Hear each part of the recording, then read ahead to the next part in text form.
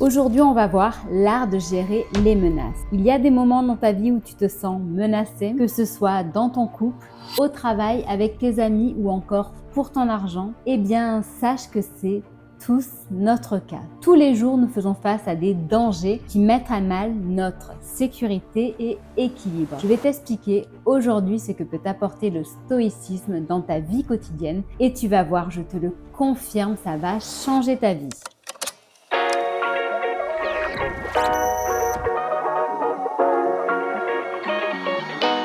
Bonjour, je suis Steph et je gère le site 100% indépendant qui s'appelle comparateurbank.com. On est tellement indépendant qu'on ose dire ce que d'autres taisent, ce qui ne plaît pas à tout le monde. Avec mon équipe, on est là pour t'aider à améliorer ton pouvoir d'achat et faire les bons choix pour ton budget et ton argent. Donc, on teste, on compare, on analyse. Si jamais tu aimes ce type de sujet, abonne-toi vite à la chaîne et active la cloche pour ne rien rater. Le but de cette vidéo est de te montrer comment transformer une menace en opportunité, comment changer de vie et sortir de la position de victime pour aller vers celui qui décide consciemment et gère sa vie.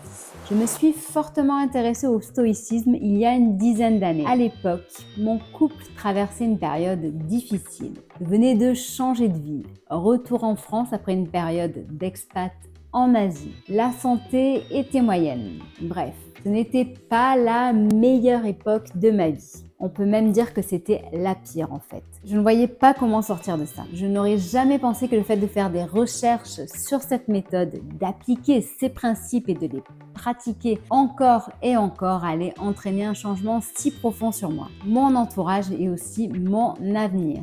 Le fait d'aller mieux n'a pas été immédiat, mais je sentais que petit à petit cela m'enrichissait et je sentais des changements profonds s'installer en moi. En effet, quand on applique ces éléments, on se sent devenir invincible. La solitude ne nous fait plus peur. On entre dans une joie qui est vraie, comme imperturbable, avec une profonde paix intérieure. Je vais donc te livrer ce que j'ai retenu de mes recherches et mises en application. Après cette petite parenthèse personnelle, je vais donc maintenant te présenter le stoïcisme avec tout d'abord l'histoire du stoïcisme, le stoïcisme en 2024, les principes fondamentaux que j'ai retenus, les 4 vertus à développer pour être un bon stoïque, et enfin, la base d'une vie heureuse. Je me permets maintenant de te parler rapidement de la partie historique pour situer les origines du stoïcisme. Tout est parti de Chypre au IVe siècle, avant Jésus-Christ, avec Zénon qui était un très riche marchand. Il a malheureusement perdu toute sa fortune en un claquement de doigts lors d'un violent orage. Tout ce qu'il avait gagné à la sueur de son front a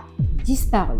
Combien dans ce cas auraient pensé au suicide, qui est la pire des choses. Mais aujourd'hui, nous avons le taux de suicide le plus important, alors que nous avons aussi bien plus d'aide qu'avant et beaucoup moins de barbarie d'une manière générale.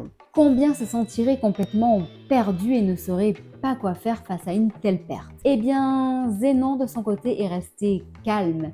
Il a considéré ceci comme une épreuve, redoutable certes sur le plan matériel, mais c'était pour lui un nouveau départ. Il décide alors de se mettre à lire et tombe sur une œuvre de Socrate. Puis il va discuter avec des philosophes et de fil en aiguille, il attire autour de lui des disciples avec qui il va partager ses recherches et son expérience. Il enseigne par exemple le fait de comprendre que l'on souffre bien plus souvent dans son imagination, c'est-à-dire dans son esprit, que dans la réalité. Que les obstacles que nous traversons doivent être compris, acceptés tels quels et transformés. Pour imaginer ceci, par exemple, on a l'expression qu'il ne faut pas simplement attendre que l'orage passe, surtout en ce moment, n'est-ce pas? Mais qu'il faut apprendre à danser sous la pluie. À notre époque, on a l'impression d'être tout le temps connecté aux autres avec les réseaux sociaux. On a l'impression d'avoir plein d'amis, des followers, des abonnés ou des amis, bref, et qu'on peut discuter avec eux à tout moment. Et pourtant, les gens se sentent profondément seuls. Ils ne savent pas comment lutter face à toutes les informations négatives qui nous sont rabâchées toute la journée par les médias. Ces informations qui au final se transforment en nous, en émotions négatives et qui nous pourrissent littéralement la vie. Si c'est trop dur pour toi de faire face à ces informations, eh bien coupe-toi de celles-ci ou alors apprends à les transformer. Sinon, ta vie sera celle d'une victime du système qui sera anxieuse, malade et certainement pas très riche. Le combo que beaucoup vivent aujourd'hui.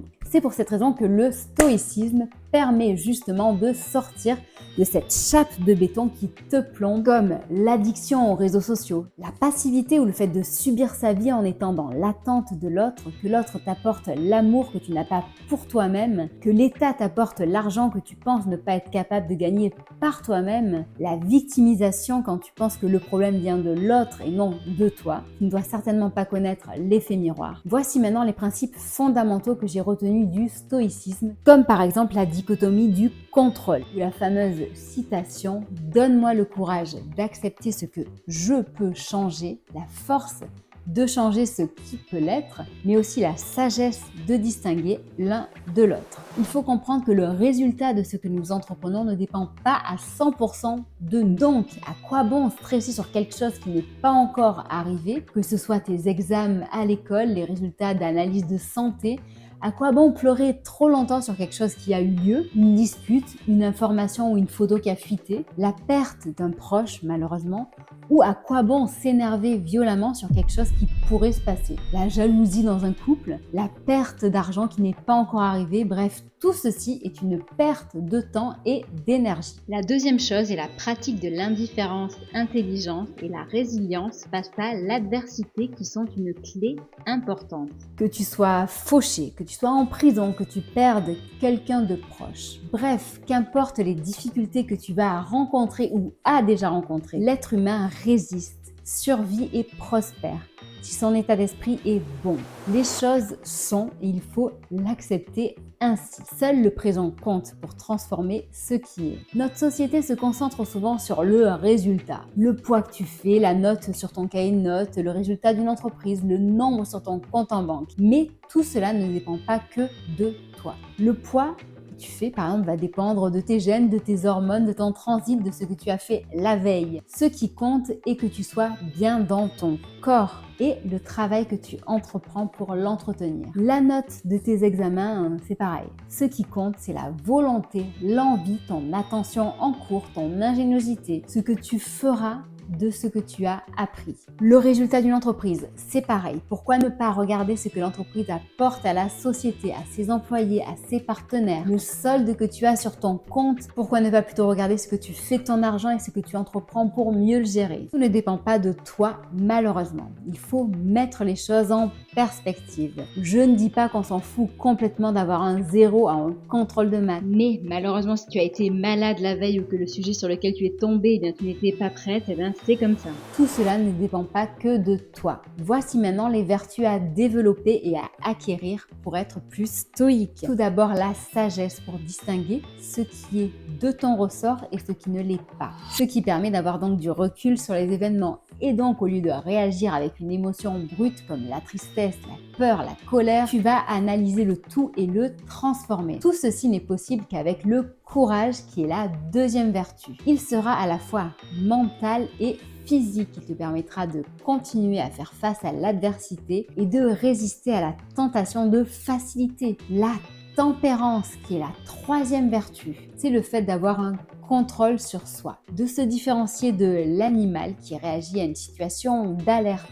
Ici, nous sommes capables de maintenir l'équilibre et l'harmonie intérieure. On n'a plus peur d'être seul car on s'aime assez, on s'accepte tel qu'on est. Voici des actions à entreprendre par exemple pour apprendre à se tempérer, comme la préparation mentale à un examen, la prise d'informations pour savoir ce qui se passe en France dans le but de se préparer un meilleur futur, mettre en place une routine sportive pour entretenir son corps et s'y tenir, modérer les excès alimentaires en se fixant quelques limites. Et enfin, la justice est la vertu la plus importante des stoïciens, en sachant souvent que aujourd'hui, malheureusement, chacun a sa propre justice. Ici, on parle d'une justice qui est supérieure à ça, qui inclut l'éthique de traitement équitable et la bienveillance universelle. Ainsi, tu ne devrais plus perdre ton temps dans tes tortures mentales et psychologiques. Tu pourras ainsi te concentrer sur ce que beaucoup appellent le beau, le bon et le vrai, qui est la base de toute vie heureuse. Demande-toi avant de dire quelque chose à quelqu'un si ceci est beau, bon et vrai. Si ce n'est pas le cas, zappe. Pourquoi j'ai fait cette vidéo? Eh bien car même si nous ne traitons pas les sujets de la même manière que les médias mainstream, nous parlons parfois des dangers qui pèsent sur notre épargne, des dangers qui pèsent sur notre vie et notre futur. Et je voulais que tu comprennes aujourd'hui que je ne fais pas ceci pour te paralyser dans la peur, mais pour t'aider à te préparer, à passer à l'action pour devenir toi aussi invincible. J'espère que la vidéo d'aujourd'hui t'a appris quelque chose et t'aura donné quelques idées pour améliorer ton présent et ta vie future. On se retrouve bientôt sur Facebook, Twitter, LinkedIn, TikTok, Discord, bref, tout le reste est sur le site comparateurbank.com. Je te remercie. Au revoir.